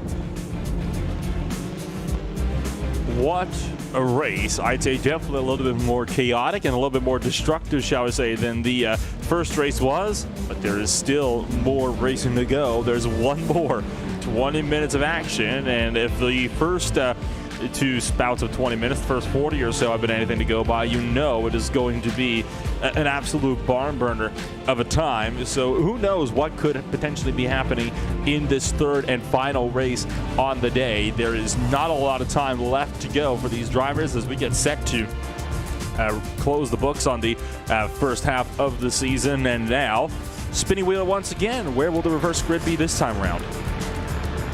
Well, let's see. There is an option for it to be a complete reverse, which is where that double TCS sign is, but looking like we might be safe. Is it going to be another low one? It could be. Could be. Is it going to creep over into 21? Oh, just barely. 21 it is. 21 it is. Well. Still in a relative, it can go a lot higher than that, so a 21 car reverse grid. This is how they finished then in race 2 after 17 laps of fierce racing. Once again, it's a Hyundai domination. 1, 2, 3, 4 and 5. Wojciech Svidovic then your winner, with Oscar Mangan in second and Dan Holland getting the last spot on the podium. Ross McFarlane was fourth, with Ashley Beard taking the win in the AM class. Ollie Peacock was sixth in his Honda, with David Baker in seventh, Michael Avdoka in 8th, Tom Dadswell in 9th, and Mark Fletcher, he finished in 10th. Callum Reed-Garden was 11th, followed by Neil Butler, Kieran Harrison, Cornton Guinez, Pete Newman, Jamie Rushworth, Dan Camish, Jake Blackhall, Alex Neller, and Mickey Doble. Tyler Maxson was 21st, followed by Danny Lee, Michael Polishek, Rafael Dreshaz, Andy Shield, John Roberts, Paul Smith, Dan Robbins, Robert Lundgren, and Dan Rowbottom. Craig Williams was 31st, followed by Simon Field, Ben Gregory, Ash Sutton, Dan Murray, Fraser Smith, Carl Jansen, Bobby Thompson, Adam Hedgecock, and Jonathan Walker. And finally, Elliot Roberts and Jack Sedgwick round out our 42 runners. A disastrous night so far for poor old Jack Sedgwick. Nolan, that was certainly bruising. This is a replay of what we saw at the start of the race, a real chain reaction kicking off, accidents everywhere. And if you could get through that, well, go and buy a lottery ticket, because cars broadside across the circuit, and the newly painted number 360 Craig Williams setup shop machines, and oh dear me, taking a wheel off one of the boosted cars there. Not easy at all. Poor old Dan Rowbottom gets another hit for his trouble. Really quite chaotic indeed in that opening start. This is it in real time. If you look to the back of the shot there, it goes, begins to trigger, and we've got a separate one there. We had actually two completely separate incidents, and both pretty pretty bruising there, Nolan. Absolutely. I mean, you have two separate incidents, and the only really thing correlating the two, both of them were 4 wide. And I find that interesting. The only two bouts of 4 wide I've seen all day, it just so happen to be the only two major incidents we've seen so far on the opening lap. So I have to imagine that that is what will be taking place. This could, who knows what we'll be seeing in the third race of the day as well. This is a little bit further now up the road. There was one of the free UK machines going off, as well as the likes of the 111 of Mark Fletcher that had a bit of an off track as well throughout that whole mess. But they both made it on track, back again, I should say, without any incident. And this is, I think, where it all started to kind of kick off for a lot of these drivers was, you know, after we completed that first lap, it went a bit further into the race. I mean, the first half of the lap, chaotic, yes, right, Peter? But it was really after that where it really started to kick off. I mean, because you had a lot of the guys up in the front of the field that were still taking it easy until the first lap was completed. Well, it's let's see what happens in race 3. We've got a similar amount of reverse grid to jumble things up. What it will mean is that they, you know, are kind of pace setters in qualifying in race 1. Most of them will start reasonably far forward in the grid, so we might see a little bit more of a repeat of the fast, the really top drivers starting up the sharp end of the field. And might see them fighting for some podium positions perhaps. Ross McFarlane, Nolan, he's got to be pretty happy. The championship leader, again, another solid night. 2 top 5s already. If he can make it 3 top 5s, he'll really solidify that position at the top of the standings. And I think that is exactly what it needs right now, right? Because with how chaotic and how destructive these races can be, especially the further you go into an event, the one thing that you don't want to be in when you get down to the final couple of races is in an uncertain position about where you stand in the point standings. Oh yes, because then those nobody wants to do those mathematics, that's for sure. And it just the chaos continued. I mean, look at that, just cars just coming out of all directions. Yeah. And that's the thing about these front-wheel drive cars. I mean, when they go around, they really go around, and there's just not a whole lot to slow them down. I mean, you lock up the handbrake, I guess, and hope for the best, but it's not an easy thing to do, and you can see the 62 trying to get it rolling, but there just was no chance that that was going to happen. No, and the thing is, all it takes is just one little touch on the grass, and round you go, and that's it. And the game over. It's down to Craner curves. There's almost not enough tarmac for such a bunched up field, but it was bruising enough. Of course, we saw Ash Sutton going off into the wall as well. And not a good day for him. Hello to all of you watching on RaceSpotTV who are getting in touch on the RaceSpotTV chat. Hello to Lorenzo Bonder has come to join us. Hello, Lorenzo. Jordan Clifford said, "What time-ish was the crash?" Most of the trouble did start in the kind of early laps, though, I suppose, Nolan. It did settle down for a while before re-exploding again later on in the race. I think that is a very good point to make there as well, right? The fact that it did settle down for a good bit, and then it all started to kick off, particularly with this. And now I have to say, it was very opportunistic to try to go for the move around the outside. And I think, honestly, Guinez, you got to know that is not a place where you can realistically overtake around the outside line. If your opponent is not going to yield on the inside, there's no reason why you should be trying to hold it on the outside, knowing full well what could happen. I mean, but you saw some of the avoidances. I mean, my goodness. That has to be some of the closest wreck avoidances we've had so far this season. Exactly. That's true. That is true.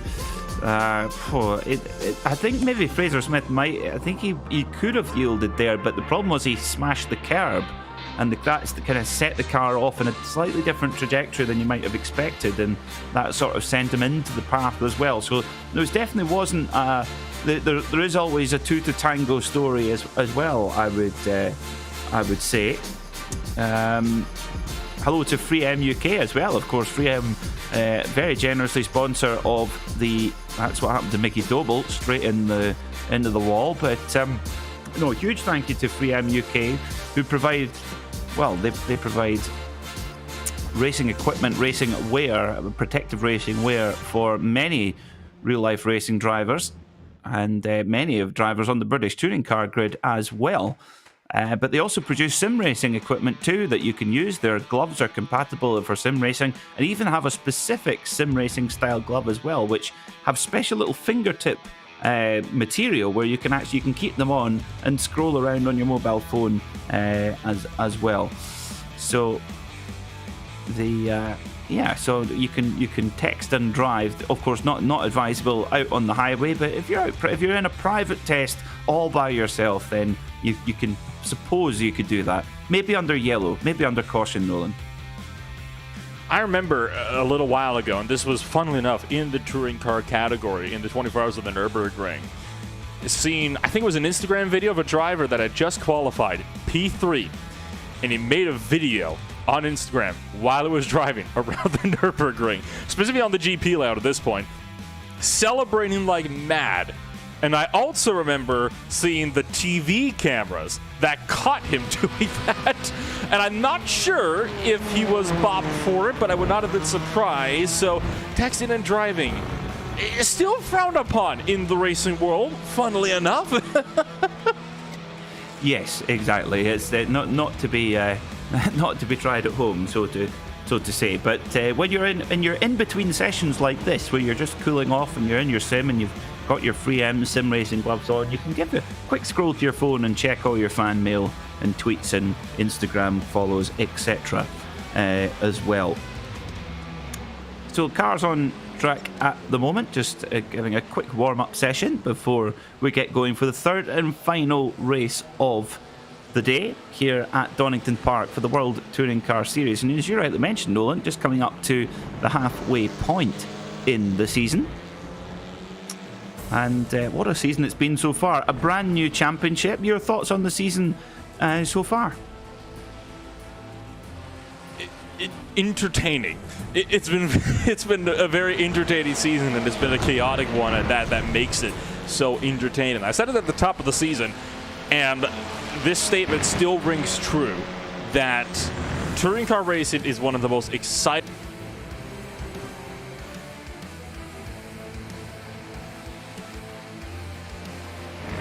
the cars are just made to drive so well together. These cars are the epitome that you do not need to have a super fast car to have a very fun time and cars, and there's no better place to do it than in touring cars. Absolutely, and I think the driving technique required to get the very best out of a front-wheel drive touring car is really specific. It's quite a dark art, actually, to get the hang of it as well. I mean, we hear some drivers in the touring car world who maybe come from GT racing or from sports cars or whatever, and they come from rear-wheel drive, and then they go into a front-wheel drive touring car, and it does take a while for the brain to sort of dial in. You've got to really drive it in a slightly different way. I have to say, I've never quite got the hang of it. I do prefer a rear wheel drive on a racing car, but that's what makes it really intriguing as well. And of course, with the nature of the machine as well, a little bit of rubbing and banging is almost encouraged in this type of racing. Now, that being said, as much as these cars beat and bang around with each other and they can take a lot of abuse, it is not like the Super Late models that we race back here stateside and even up in Canada, where you can get a forward rubbing a little bit and the car will barely move, right? When these cars bang doors, they move, and they move a lot. Race 2 definitely proved that, and that has been proven time and time again all throughout the season. So this is going to be no doubt a very, very solid race when it comes on around. So who knows? This could be a very phenomenal run throughout this race here. Well, just 40 seconds of time left in this practice session before we go back racing here in the World Touring Car Series. Just gone past 1 o'clock in sim time, so middle of the afternoon, or early afternoon, so 33 degrees Celsius on the track, so quite different to what we saw in race 2, where it was a lot cooler. So that higher track temperature, Nolan, what's that going to do for the drivers? It could make the track a little bit less racy, I guess it's worth noting. It'll make it so it's a little bit more slippery. Drivers will have to kind of use their thoughts here and have to kind of contend a little bit more with the track surface itself, especially since the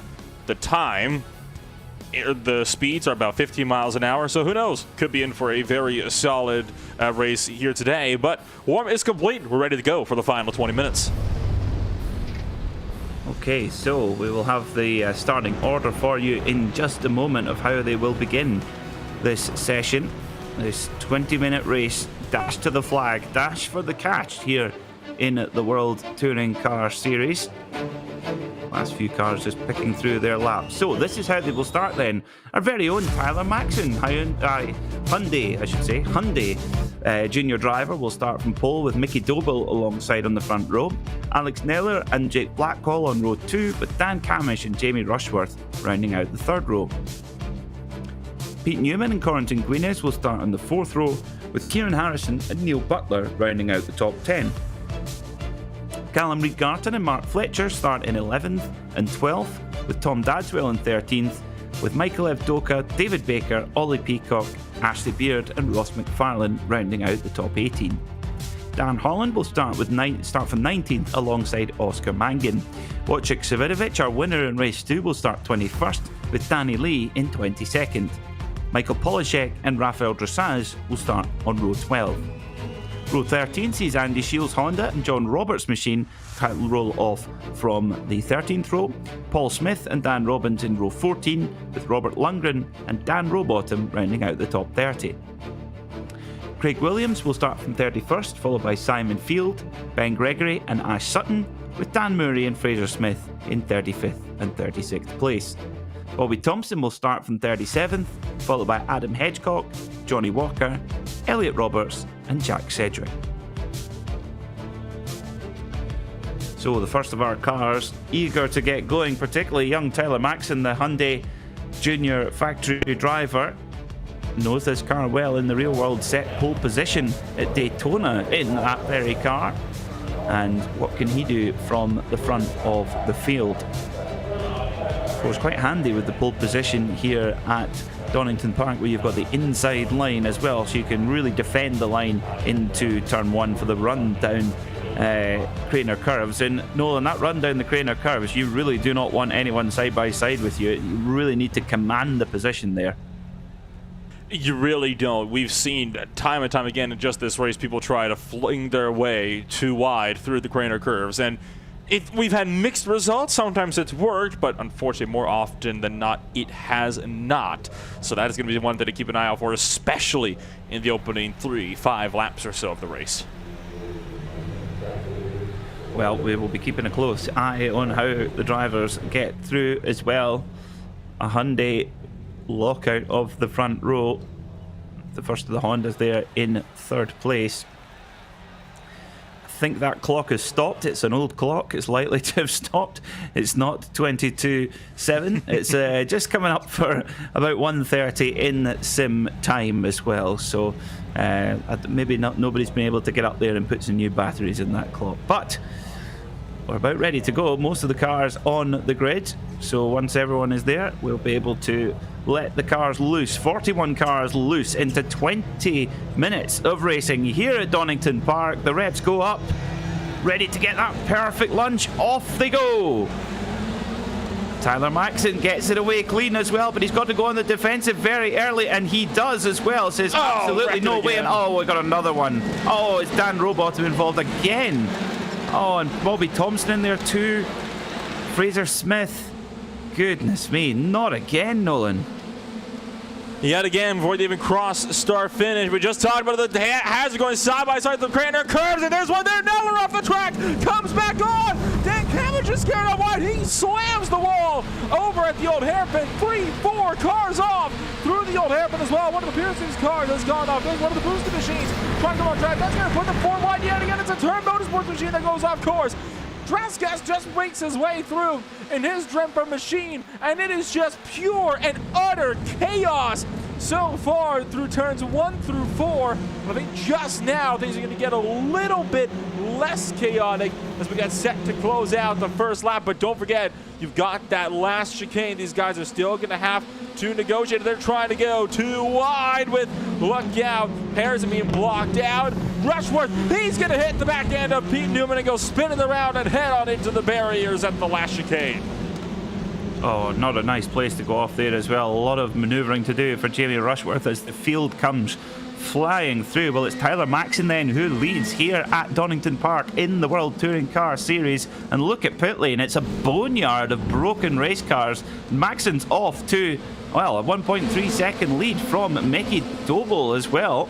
Pete Newman in third and Kieran Harrison watch for that number 93 car. And indeed Corrington Guinness, what a start from the French in the triple 3 there, up to 5th position already. So Corson Racing, as we thought, they are coming to the fore and they're coming quick.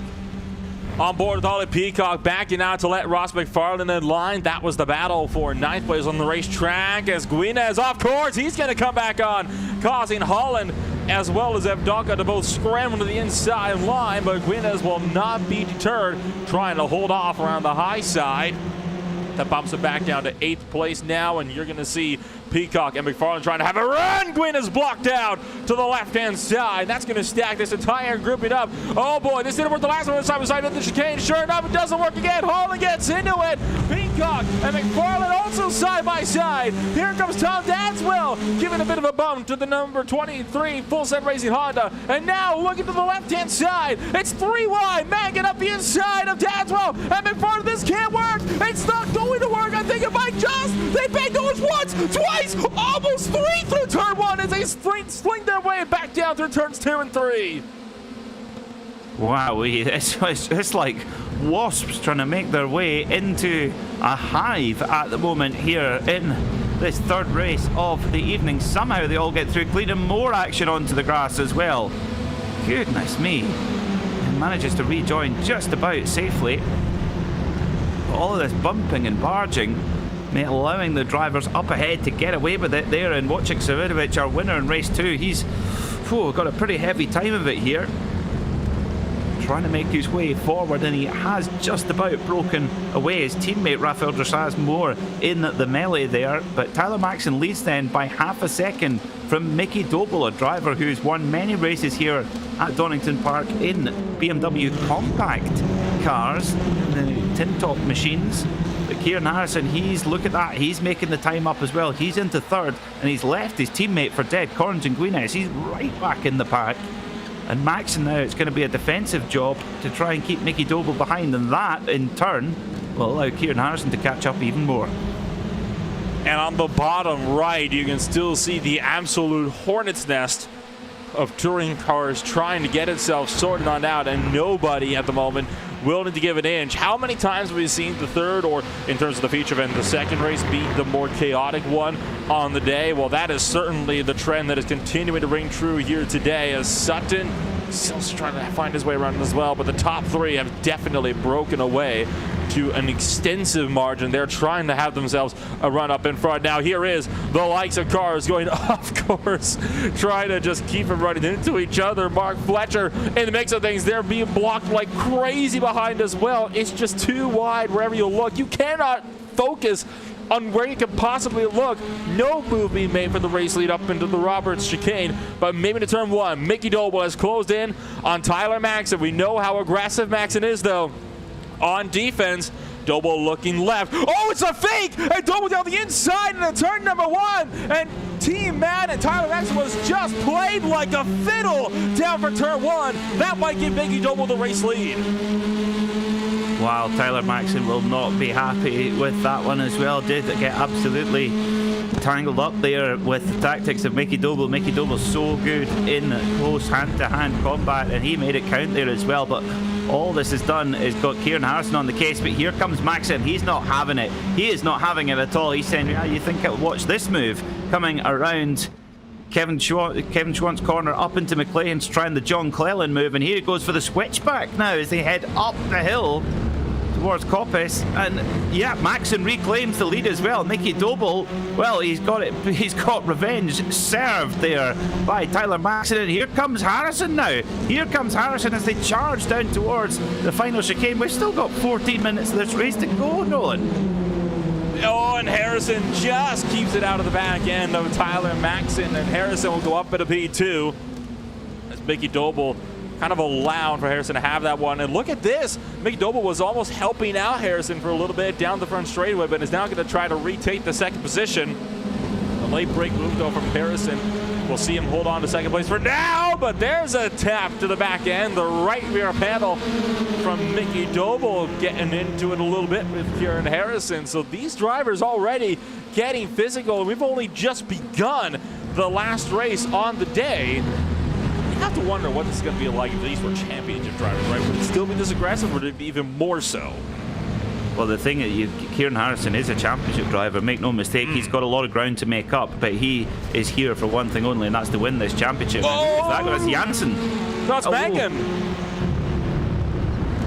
It's Mangan. Good spot, Nolan. Very good. I thought I saw 92. It's 99, correct. So Mangan off. But yes, Kieran Harrison, he's here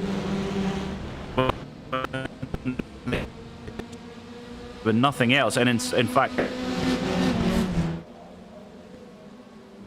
Seems like we've just lost Peter Mackay for a little bit there, but you still got your fight for the race lead looking to develop. Mickey Doble holding on to the second place now, and Harrison trying to go for it, though, as Maxon did lose out on the race lead somehow while all that was going on. There's a tap, and that's a bump and run for the lead down to the turn number one. Here comes Doble. Maxon's also trying to find a way through. Harrison is not looking like a happy camper at the time being. Neither is Tyler Maxon. All of this is allowing Guinez to close on, and so is Michael Abdalka. 5 cars under a blanket for the race lead. Doble clears for the race lead just, and that's going to shove Harrison off course.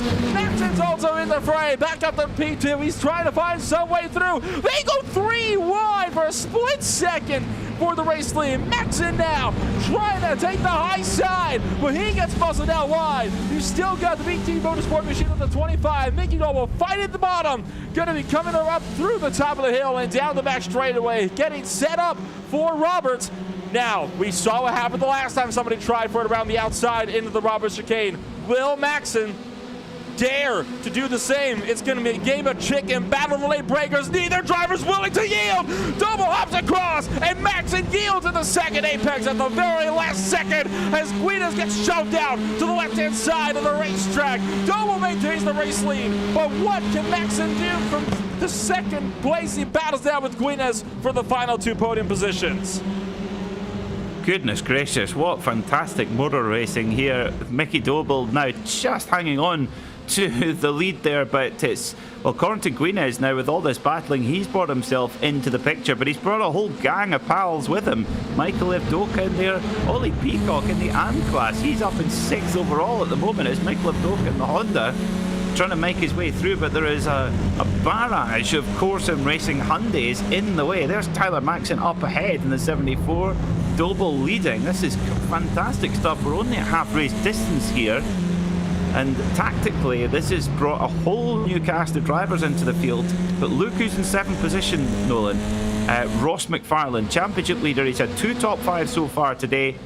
He's in a great position to make it 3.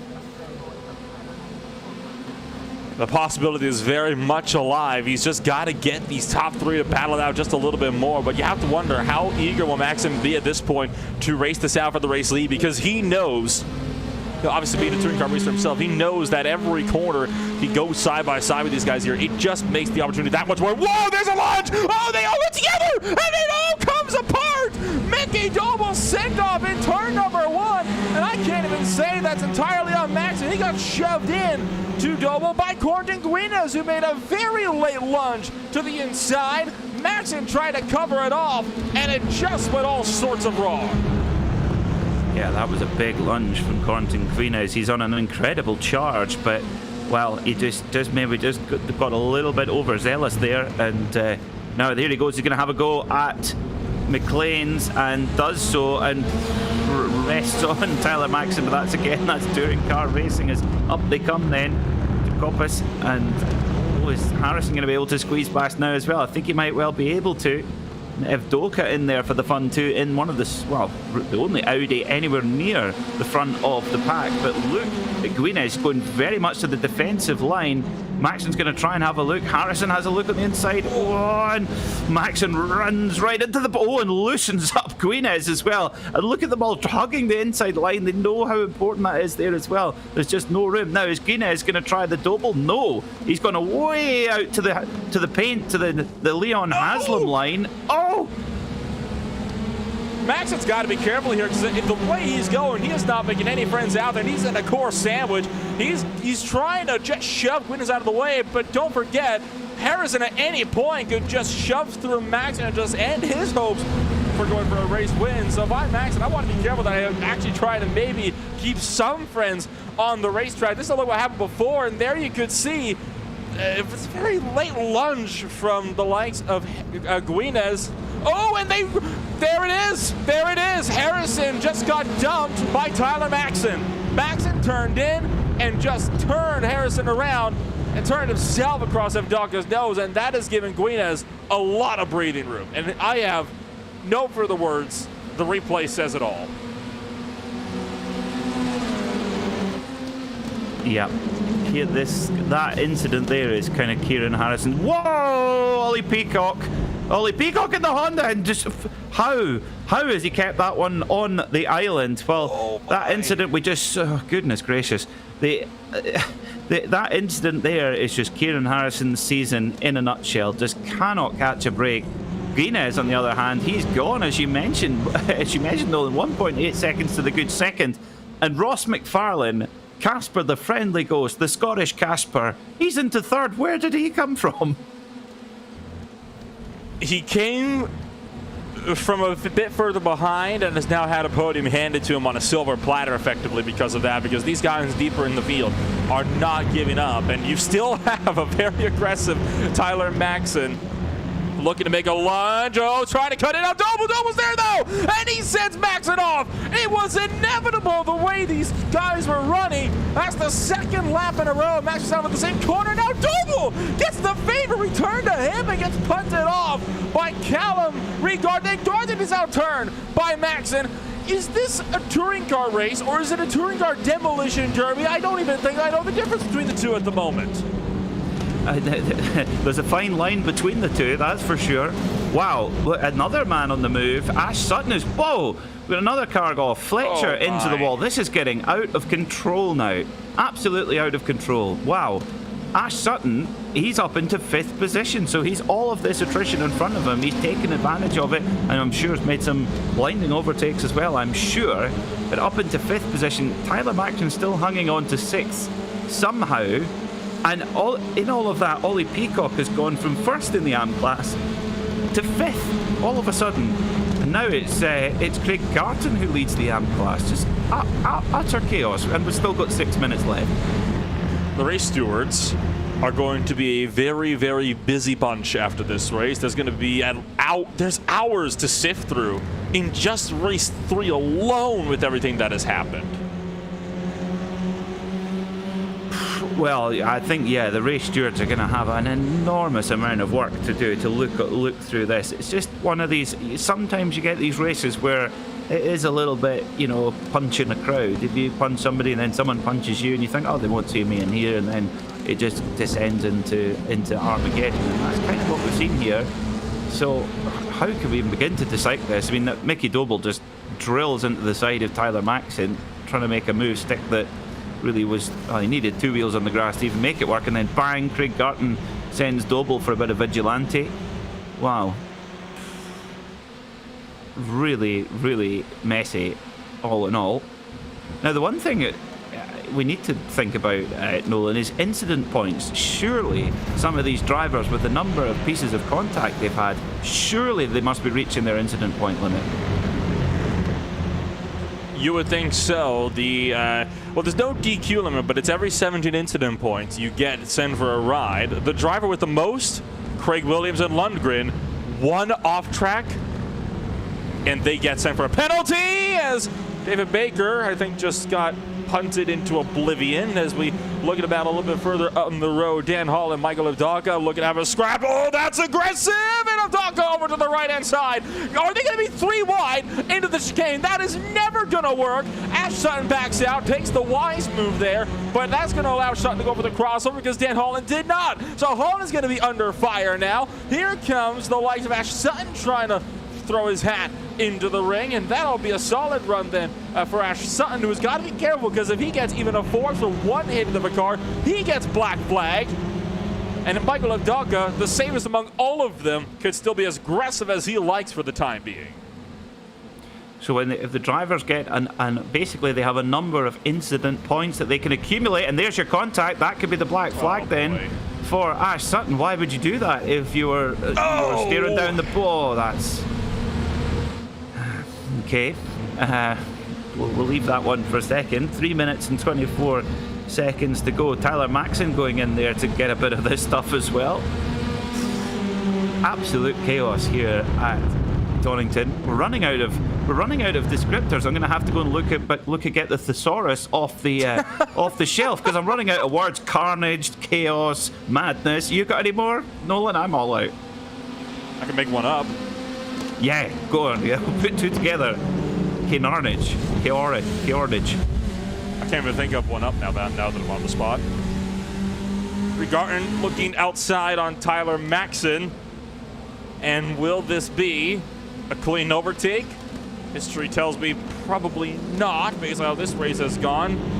Callum Regarton, outside line. It's clean for now. Tyler Maxson giving him the space to work with over on the inside line. And this is getting a bit tight.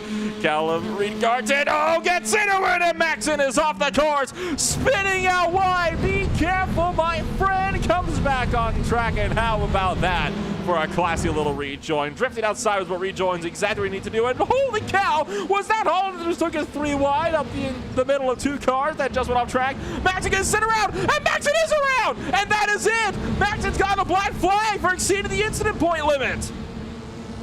That's the least of his problems, just getting turfed into the wall there by Craig Garton. I think we're going to see a lot of drivers getting their black flag, and if they do get that, they have to go for a drive-through penalty. And at this stage of the race, you've got to serve it quickly, otherwise you're hitting real problems if you don't get the drive-through penalty served by the end of the race. But 1 minute and 40 to go. It'll be 1 more to go when the drivers reach the flag. Corrington Greenhead leads by 2.9 seconds. Then it's another nearly 4 seconds back to Michael Avdaka in 3rd. So Ross McFarlane is, not only has he got 3 top 5s in this race, he's got himself up into 2nd position in the last race behind his championship rival Corrington Greenhead. This has been a dream night at the office for Ross McFarlane. Oh, and they're trying to go side by side down towards the old hairpin, but they get a single file out just in time, and thank goodness for that. I can't handle much more excitement at this point. I mean, this has got to end at some point. I mean, these guys just don't know when to quit. On board with Callum Regarton, who is just trying to, I think, keep steady up in the lead of this race. And by the way, Pete Newman and Garton. Garton's also got a penalty. Garton would have to come in this lap to serve a drive-through penalty because he also exceeded the incident limit just this lap, as a matter of fact. If it doesn't come in now, that is going to be a devastating penalty. He could be losing as much as, I would say, 20 positions or more from this. If he doesn't serve that, this is about a 30-40 second time penalty post-race. Yeah, absolutely bonkers, the amount of drivers we've seen. Look at that. Look at all these cars going through to take their drive-through penalties. And what that has meant is that Ash Sutton must be still within the limit because he's in 3rd place at the moment, so he's made even more progress. Michael Avdaka's dropped back, so maybe Avdaka's made a mistake or something in there, but Sutton in at 3rd, unless he's got to go to the pit lane on this final lap. I'm not entirely sure. No, he hasn't hit the limit yet. No, he hasn't hit the limit, so there you go. So that incident must have come up as a 0. Well, he got away with that. But anyway, back at the front, Corrington Greenhead barged his way through to the front, but he's at the front. and at the front by a long distance. Ross McFarlane in a pretty safe second position now, as well as they come towards the end of this final lap. So what a dramatic evening here in the World Touring Car Series. It's going to be one more corner to go. It is going to be Cornton Guinness who wins race 3 here at Donington Park.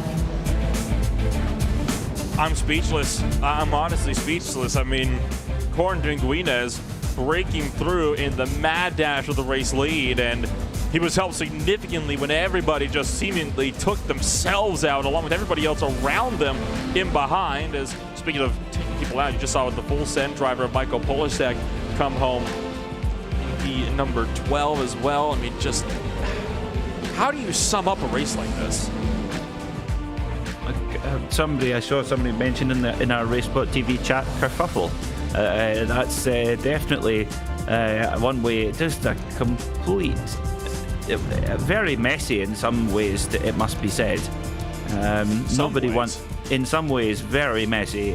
In some ways, absolutely superb. I mean, some of the racing was really good. Some was just kind of daft. But anyway, there we go. Cornton Guinness, your winner by 2.7 seconds from championship leader Ross McFarlane. Ash Sutton gets himself up onto the podium. Great drive through the field for him. Michael Avdoka came home in 4th. Dan Holland in 5th. And Tom Dadswell was your AM class winner in 6th. Alex Neller in 7th. And Ollie Peacock making it home in 8th. Oscar Mangum was 9th. And Mithi Dobel finished in 10th. Danny Lee was 11th, followed by Michael Polishek, Rafael Dressaz, Andy Shield, Neil Butler, Paul Smith, Callum Reed-Garton, Ben Gregory, Adam Hedgecock and Craig Williams. 21st was Pete Newman, followed by Jake Blackhall, Simon Field, Wojciech Servidovich, Robert Lundgren, David Baker, Fraser Smith, Tyler Maxon, Ashley Beard and Jamie Rushworth. 31st was John Roberts with Kieran Harrison in 32nd, Mark Fletcher 33rd, followed by Dan Robbins, Elliot Roberts, Johnny Walker, Jack Sedgwick, Dan Rowbottom, Dan Murray and Dan Camish. And Bobby Thompson, our last finisher. Kieran Harrison, fastest lap of the race, but of course involved in that incident early on and bringing him right down the order. Well, Nolan, it's we've got our man of the moment, Ollie Peacock, the man really doing big moves in the AM class, and I shall hand him over to you now. I have to say, Ollie, it was, I think, one of the most chaotic races we've had so far on the season. Why don't we start with that third and final race where you couldn't go more than a lap without being involved in something you'd seen right in the thick of a battle. Walk us through what it was like for you. Yeah, the first 2 races seemed to have kept everyone pent up for the third one. It seemed... I mean, I had it on our Discord for full send. They were wrecking at the back of the pack before the lights even went out by sounds of it. So, yeah, it was a wild race 3. It was a shame because we made some good positions up from where we started, looking at another top 6 or so. And then we got hit from behind. But it's one of those racing deals, really, when you're also tightly packed up. And then after that, it was just playing pinball with the rest of the field, really. Walk us through then about how these first couple of races went. You mentioned that it was relatively, calm and collected. There were a few moments here or there, but overall, a clean race. What was it like for you, being a little bit more of a mid-pack driver throughout the day, it would seem? Well, it all sort of helped off with qualifying, really. We had a good set. Unfortunately, neither of my Honda teammates could make it today, with James and Mikkel both being away for various issues. So... sort of had to make it work myself today for Team Honda. And so by getting good qualifying in race 1, sort of managed to keep it clean, followed through the fast boys if they were out of position. And then for race 2, I can't actually remember too much of race 2. I think my memory's taken up in race 3. But really it's about making sure you pick your right battles. It always helps having a good setup. Thank Major's Garage for that today. But half of it's setup, half of it is just racecraft and making sure you pick the right battles in race 1 and 2. And talk to us about how this next race is going to be going. We swing over to Austria at the Red Bull Ring. Hard braking zones is going to be the name of the game right off of long straights. I'd say that's everything we might need for a thrilling race for more touring car action. It's going to be chaotic. Red Bull Ring's basically like the third sector of this track that's linked back to back with various hairpins and stuff like that. So a whole lot of dive bombs. I must admit, in the Honda, I'm not looking forward too much to those second, third, fourth gear pulls. We're going to be a bit slow, I think. But, I think as today's proven, sometimes the field lets it be a bit easier for you. So hopefully you can pick up a few good pieces that come our way. Well, fingers crossed and that you'll be having a solid run at the Red Bull Ring in just a couple weeks' time here. Ollie, thank you for joining us, and best of luck next time around. Cheers, guys. Thanks. Good broadcast. Great to hear from Ollie Peacock there, right in the hunt for the AM Class Championship, and giving us a good insight of what it's like in the heat of the battle here in the World Touring Car Series.